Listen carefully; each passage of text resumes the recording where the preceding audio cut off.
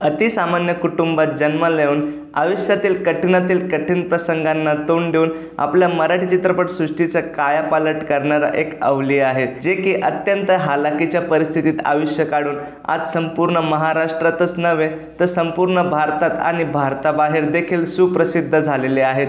ते म्हणजे नागराज पोपटराव मंजुळे। आपल्या आयुष्यातील वास्तविक अनुभवातून चित्रपट निर्मिती करणारे नागराज मंजुळे यांना संपूर्ण चित्रपटसृष्टीत प्रेमाने अण्णा असे म्हणतात।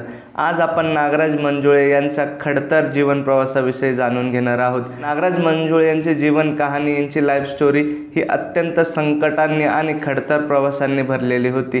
त्यांची आजची लाईफ स्टोरी ही आपल्या सर्वांसाठी एक इन्स्पिरेशन ठरणार आहे, त्यामुळे आपला आजचा व्हिडिओ हा सगळ्यांनी शेवटपर्यंत बघावा। नमस्कार मित्रांनो, माझं नाव आहे गणेश। तुम्ही बघता इन्फॉर्मेटिव्ह गणाजी। मराठी भाषेतील वेगवेगळी माहिती, वेगवेगळ्या विषयांची माहिती जाणून घेण्यासाठी वरती आय बटनवर मी काही व्हिडिओज दिलेले आहे, ते व्हिडिओ नक्की बघा आणि आपल्या आजच्या व्हिडिओला प्रेम द्या। तसेच आपला आजचा व्हिडिओ आवडला असल्यास आपल्या चॅनलला सबस्क्राईब देखील करा। आणि आज 29 एप्रिल रोजी नागराज मंजुळे यांची बायोग्राफी शेअर करत आहोत, कारण आजच्या दिवशी 29 एप्रिल 2016 रोजी सैराट हा चित्रपट रिलीज झाला होता, त्यामुळे आजच्या दिवशी आपण हा व्हिडिओ टाकत आहोत। चला तर मग मित्रांनो, आजच्या आपल्या या स्पेशल व्हिडिओला सुरुवात करूया।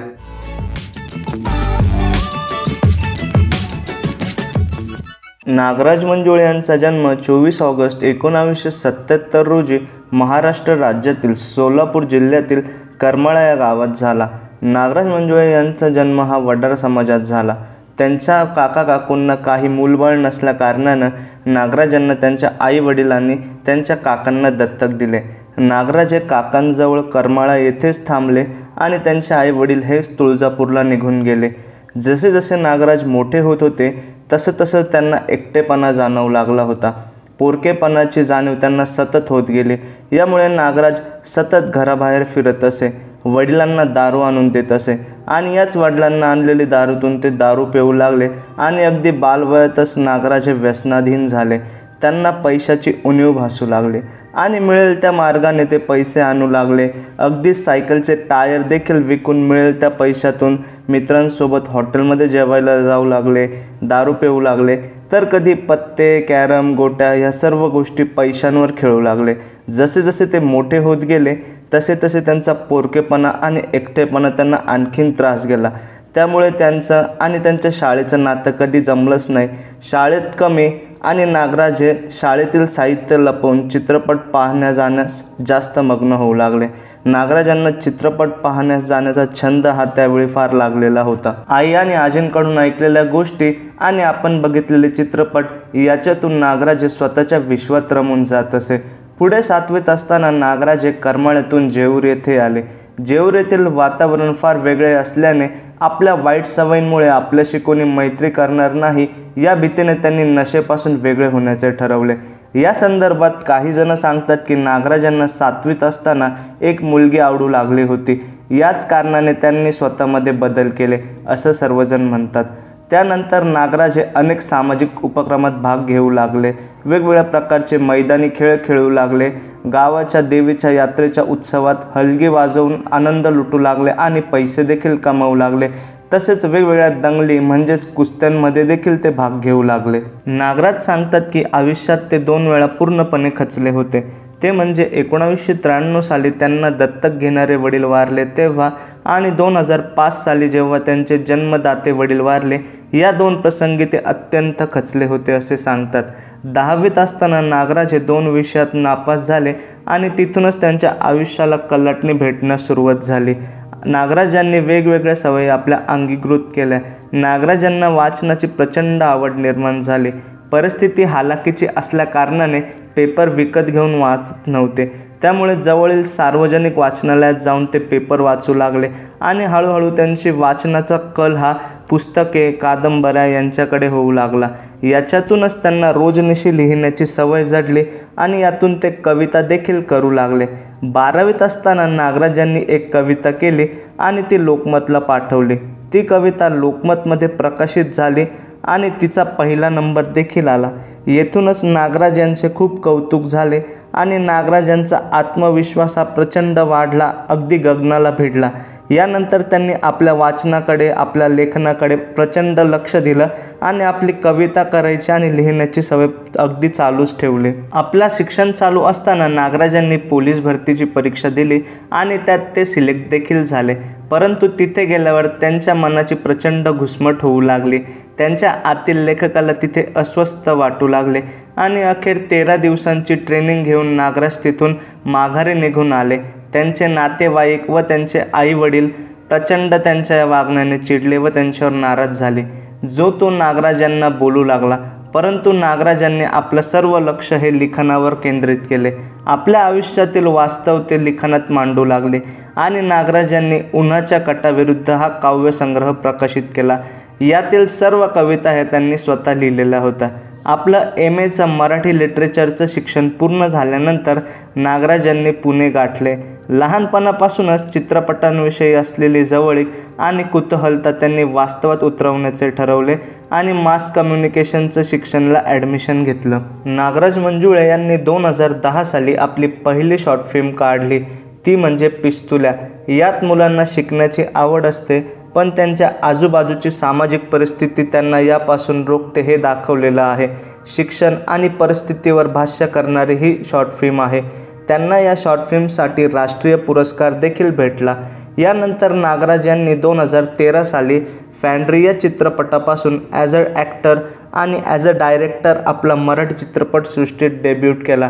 फॅन्ड्री हा चित्रपटातील कथा देखील त्यांनीच लिहिली होती. हा चित्रपट बॉक्स ऑफिसवर जास्त चालला नाही, परंतु प्रेक्षकांना हा चित्रपट फार आवडला.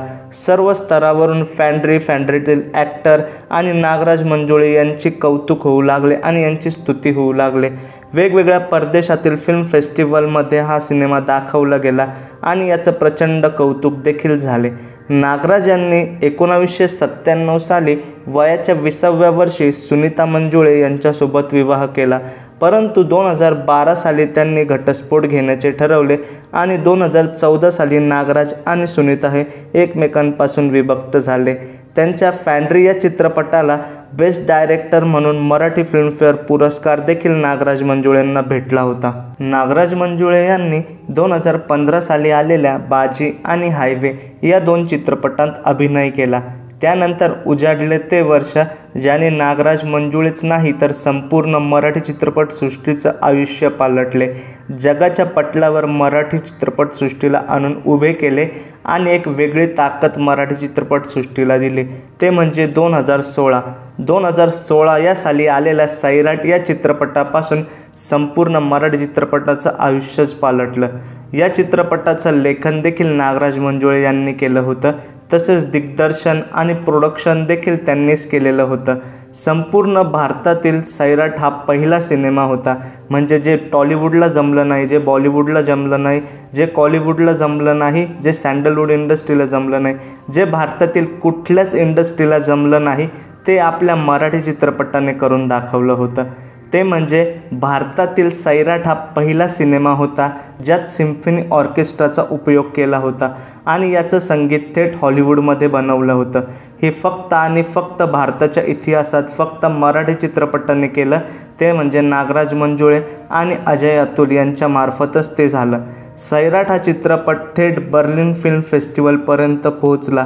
अगदी देशाविदेशात सैराट या चित्रपटाची चर्चा होऊ लागली आणि या चित्रपटाने सगळीकडे आपला डंका वाजवला होता. अवघ्या 4 कोटीमध्ये तयार झालेल्या सैराट या चित्रपटाने 120 कोटींपेक्षा जास्त कमाई केली आणि मराठी चित्रपटांच्या इतिहासात सर्वात जास्त कमाई करणारा चित्रपट हा सैराट ठरला. तसेच नागराज मंजुळे यांनी आपलं स्वतःचं प्रोडक्शन हाऊस देखील सुरू केलं. त्याचं नाव म्हणजे आटपाट प्रोडक्शन. नागराज मंजुळे यांनी पावसाचा निबंध, द सायलेन्स, नाळ, तार आणि बहुचर्चित झुंड या सर्व चित्रपटांची निर्मिती केली व त्यात कामे देखील केली. 2022मध्ये आलेला त्यांचा झुंड हा चित्रपट विशेष गाजला. झुंड या चित्रपटापासून नागराज मंजुळे यांनी बॉलिवूडमध्ये दमदार पदार्पण केले. हिंदी चित्रपटसृष्टीतील शहनशाह अमिताभ बच्चन हे त्यांच्या या चित्रपटात होते. त्यांचा झुंड हा चित्रपट विजय बारसे यांच्या जीवनावर आधारित होता. या चित्रपटापासून नागराज मंजुळे यांनी वास्तविक असणाऱ्या जातीवादावर प्रखर भाष्य केले आहे। नागराज मंजुळे यांचा लवकरच घर बंदूक बिर्याणी हा मराठी चित्रपट येत आहेत। या चित्रपटात सयाजी शिंदे आणि आकाश ठोसर हे मुख्य भूमिकेत असणार आहे, तर अनपॉज नया सफर ही हिंदी वेब सिरीज देखील येणार आहे आणि बहुचर्चित मटका किंग हा हिंदी चित्रपट देखील येत आहे। सोशल मीडिया साईट्सवर नागराज मंजुळे हे फार कमी ॲक्टिव्ह असतात। त्यांना इंस्टाग्राम या साईट्सवर 263K म्हणजे 2,63,000 आणि फेसबुकवर 351K म्हणजे 3,51,000 फॉलोअर्स आहे। नागराज मंजुळे हे 21व्या शतकातील सत्यजित रायच आहे। नागराज यांचे चित्रपट अस्सल आणि वास्तववादी समाजाचे चित्रण करतात, पण त्याहून महत्त्वाचं म्हणजे त्यांचा प्रत्येक चित्रपट हा एक सामाजिक संदेश देऊन जातो। अशा या मराठी चित्रपटसृष्टीतील अवलिया दिग्दर्शक, लेखक, अभिनेता आणि एक कवी असणाऱ्या नागराज मंजुळे यांना आपल्या इन्फॉर्मेटिव्ह गणजे या चॅनलकडून त्यांच्या पुढील वाटचालीसाठी खूप खूप शुभेच्छा। असा होता एक लेखक, एक कवी, एक अभिनेता आणि एक उत्कृष्ट दिग्दर्शक असलेले नागराज पोपटराव मंजुळे यांचा जीवन प्रवास। आपल्या आयुष्यातील कठीण प्रसंगावर मात करून आपलं स्वतःचं एक अस्तित्व आणि स्वतःचा विश्व निर्माण करणारे नागराज मंजुळे यांची बायोग्राफी तुम्हाला कशी वाटली हे नक्की मला कमेंट करून सांगा।